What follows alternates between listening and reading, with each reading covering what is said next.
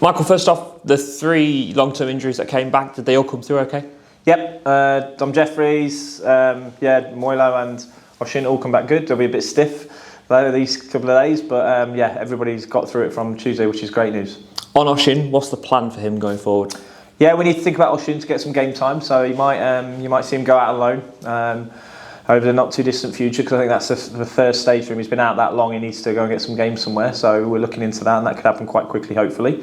And then the other 2 just building back minutes as much as they can to get in and around the squad. On Oshin, we discussed on Tuesday, you see his future as a centre-half. When you send him out on loan, do you have control over where he plays, or can you have some control over that? No, you can have where we like him to play, but it's like anything, isn't it? It's, if we brought a player here on loan, they'd have a preference where he plays, but ultimately the manager of that club will decide, and we can say that's where we think we see him, and hopefully the club aligns to that. But you can't ultimately tell people where to play, because I wouldn't like it if it was with me. So it's the same. On the other 2, Dom Jeffries and Jack Moylan, can they be involved in matchday squads now in the league? Do you think they're at that stage? Yep, they can be involved. I think the challenge is with the bench, making sure you don't have too many that you have to manage minutes, because that becomes a challenge. So I think there's more context to who's on the bench tactically, different positions, what they can cover, what they can't cover. Like you say, then if you've got a few that are managing minutes, that becomes another added challenge that you've got to be careful of. So, we've got Housey close, Rico's close. So they're back into training hopefully these next couple of days. We'll see how they react. But again, they won't be able to do full 90s. So I've just got to think about that as we move forward. How tough a test will Doncaster be this weekend? Tough. Yeah, they started the season really well. They probably had a little bit of a dip like ourselves, but they're a good team. They beat Bradford in the week 3-1. We've watched that game. They did actually dominate them in all areas. So we know that this is going to be a really tough game. We're at home. It feels like ages since we've been at home. So it's really good to get back to Sinsel Lielinar and do a good job. So we're all looking forward to it. But it's going to be a great game. Hopefully it'll be a big game. But it's definitely a game that we want to keep our form going at home and keep moving forward. You're the only one of the top 6 in action as well, which could mean a huge jump of places come the final whistle. Points on the board are always the most important, aren't they? But it does give you a bit of a momentum again. Yeah, I think that's the thing. It's like points are points on. Every game's worth 3 points, so it's no different. But if we can nudge 3 points and get a result, which is going to be tough, then it puts us in that position where people have got to chase, if you like. So. But like I've always said, and I keep saying it doesn't matter where we are now, it matters where we are at the end of the season. That's the only thing that matters to us. So we have to take it is a cliche, but we have to take every game as it comes. And Donny's going to be a really tough test for us. They've got some good firepower, and they've got some old heads up there in Billy Sharp, and Lee Molyneux's a great player off the side for them. So we've got some other good talented players in the group, and good coaching staff, good management. So we've got to be on it for sure. But we think we can get the 3 points. Early on in the season, especially at home, it was quite open, some of the games. Lots of goals involved, Plymouth and Wigan, 2 examples of that. And the last couple haven't gone that way. Is that a conscious thing, or is that just the way the games have gone?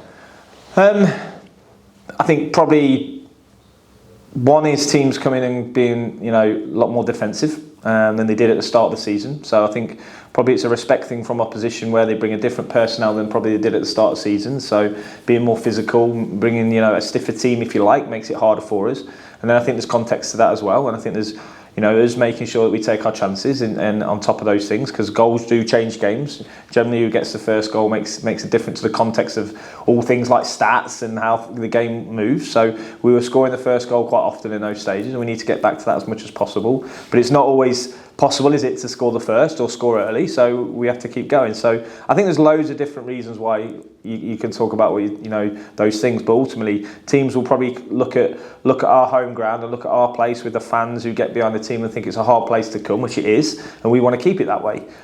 So that's why defensively teams come a lot more solid and a lot more structured in how they build the team, or how they select players, or even how they press or don't press.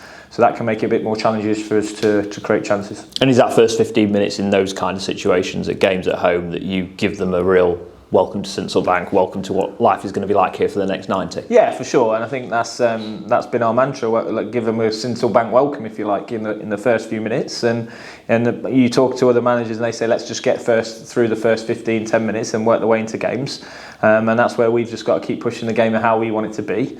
And again, it is different playing at home than it is from away. You can see that, the crowds, the atmosphere is totally different, the pitch sizes are different, all these things. So, we've been good at home so far. We're going to keep that run going, and then hopefully if we can keep that run going and pick a few more points up on the road, that's the challenge for us moving forward. But that challenge hasn't changed from the start of the season. We wanted to make sure we're solid at home, and we have been, and we will continue to be with if we can put good performances in. Huge weekend for Dexter Lembeke, obviously not here, but the chance to qualify for the World Cup. What kind of moment would that be for the football club, that they would have somebody who is heading to the World Cup, albeit on loan, but part of your team? Yeah, he's been an unbelievable guy, since he's been here. He's trained so well, his attitude, the lads love him.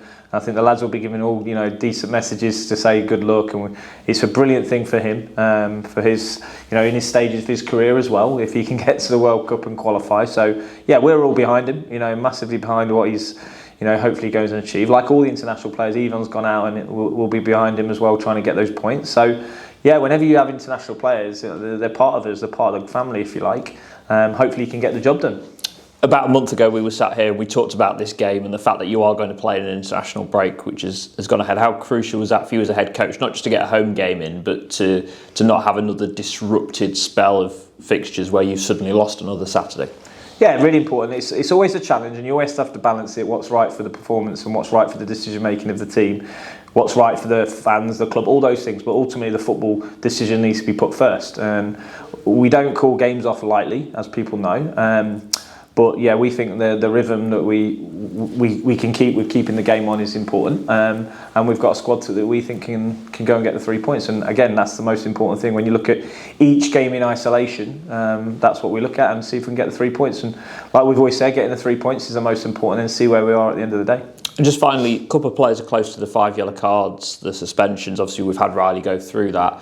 Do you warn them about that, or do you just go, actually, do you know what, this will happen in a season, we'll just have to take the consequences when it does occur? Yeah, I think, part of my decision to bring Conor McGrandles off against Rotherham was because he's on 4 yellow cards, and I knew Ivan was going to be out the building on international duty. So, even those decisions that might not seem normal are trying to protect things moving forward. So bringing Conor off was to stop him getting another yellow, so we didn't have Conor on a red and Ivan out the building at the same time, because then maybe there would be a different decision or a tougher decision with the game. So it was really important that, my job is to manage that situation. The players' job, they know that, no, we don't want to get any more silly cards, if you like. But there are situations, of course, where you want them to take a yellow card because it saves the team from, doing a counter-attack or a transition. So again, I think it's always context.